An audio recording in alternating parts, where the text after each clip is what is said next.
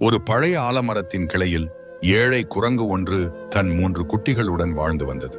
ஒரு நாள் தன் பிள்ளைகளுக்காக உணவு தேடி தெரு வீதியில் உள்ள ஒரு வீட்டுக்கு சென்று ஒரு தட்டை கையில் வைத்துக்கொண்டு கையேந்தி, என் குட்டிகளுக்காக கொஞ்சம் சாப்பாடு போடுங்கள் ஐயா என்று குரங்கு பிச்சை கேட்டது.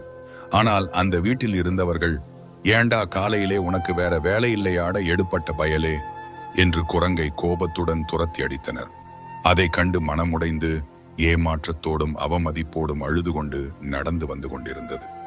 அப்போது திடீரென கனமழை பெய்து வெள்ளமாக மாறி மரத்தின் அடியில் உறங்கிக் கொண்டிருந்த அந்த குரங்கின் குட்டிகள் தண்ணீர் வெள்ளத்தில் தத்தளித்து அடித்துச் செல்லப்பட்டன. ஆனால் யாரும் உதவவில்லை, யாரும் அருகே வரவில்லை. ஒரே கணத்தில் அவனது வாழ்வின் ஒவ்வொரு அங்கமாக இருந்த பிள்ளைகள் இல்லாமல் போயின. நெஞ்சு நொந்த குரங்கு தெருவில் தேம்பி தேம்பி அழுது கொண்டே நடந்தது. தெரு வீதியில் நடந்து சென்றது.